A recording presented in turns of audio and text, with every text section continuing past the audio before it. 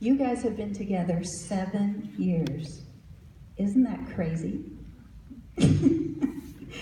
Well, these are the first 2 girls to graduate who have completed all their elementary years at Legacy.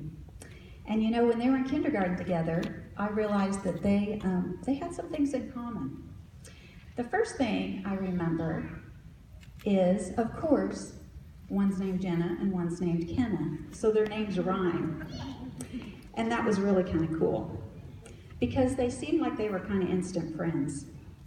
Another thing is that they're both adopted, and they found that out real quickly by talking to each other and to their teacher. And they were both very proud of that. Thirdly, they both wear glasses. There they are in their glasses. They both love rustic cuff, especially Jenna. She's got a lot of those. They both love cats, and I found out that Jenna's actually allergic to cats, so that stuffed cat's the only one she's going to be hugging. But she loves them from afar. And they both love sweets. They never met a sweet that they didn't want to eat. Something else that they have in common, which is kind of unusual, is that 30 years ago, my husband and I lived in Lawton, Oklahoma, and we went to church with this lovely family named the Kalets. Now, the Kalets had 3 children.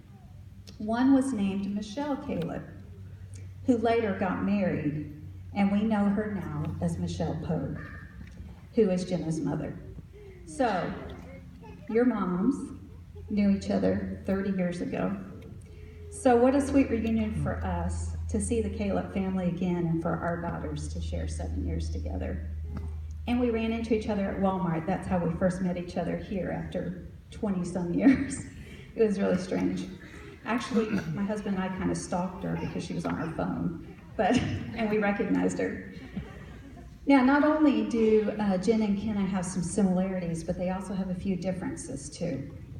First of all, one is rather short and one is rather tall. Could you guys stand up again and let's see that? Yeah. Then one has very blonde hair, which is usually very straight, and one has black curly hair. And last but not least, there are days that they are best friends, and then there were moments that they, not so much. You guys have had your times, haven't you? Oh, it's good though. Okay, girls. As you leave Legacy, I want to tell you 3 things to do.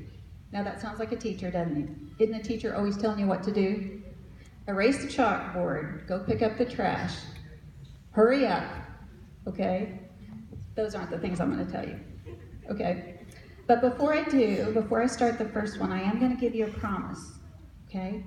If you will do these 3 things, I promise you, promise, I promise you that your life, no matter how old you are, whether you're 14 years old or 94 years old, that your life will be amazing.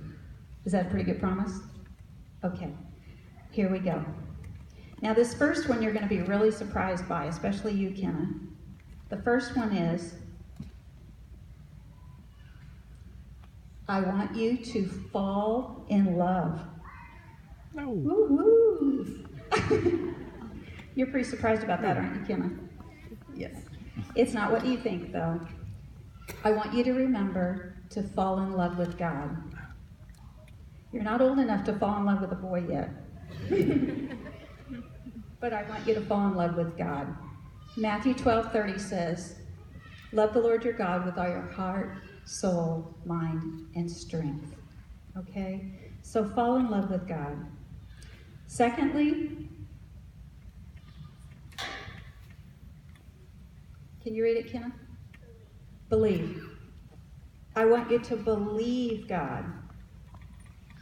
I want you to believe God. Believe absolutely every word he says.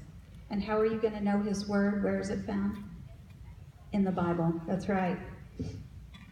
I want you to believe in when he says, I'll provide for you. And that means, for instance, you're going to go to new schools next year, right? I want you to believe him that he'll provide friends for you, that he'll provide a new situation before you, that he loves you no matter what. Even if you might feel lonely for a while, he still loves you. And believe that he'll never stop loving you. And when you sin, I want you to believe that he'll forgive you. Believe every word that God tells you in his word. Matthew 5:36 says, don't be afraid, just believe. Okay? And then lastly is the word, Jenna? Trust. I want you to trust God. Do you guys remember the sign language sign for trust? Like you're holding onto a rope. That rope is the only thing sustaining you. Okay? That's how I want you to visualize trusting God. You're holding onto him. When everything's crazy around you, I want you to trust God. When you're in college and you're dating a boy and that boy breaks up with you and you feel like your heart is broken and you just don't know if you can go on, I want you to trust God that it was the right thing for you, that you're not together with that boy anymore. Trust God that he's doing the right thing for you, okay? When you're in a new school and maybe you don't have any really good friends, just like what I talked about, I want you to trust God that he'll provide those good friends for you. I remember when we first moved here 14 years ago, I wanted a really good friend, and God wasn't providing one. So I kept praying, and it took 3 years before God brought me a really good friend. But I want to remind you, if it takes a while, don't lower your standards and become friends with people that you shouldn't become friends with. Just trust and wait for God, because he'll answer your prayers, okay? And I want you to trust God when he shows you something he wants you to do and you think, I am not good at that. How in the world? I can't do that. Do you remember a character in the Bible? Moses. He comes to mind, doesn't he? But he trusted God, and God helped him speak and lead the children of Israel. Proverbs 3:5 says, trust in the Lord with all your heart. I want you girls to trust. So first of all, fall in love with God every day, the rest of your life. Believe God and trust God. And whether you're 14 or 94, your life will be amazing. Now,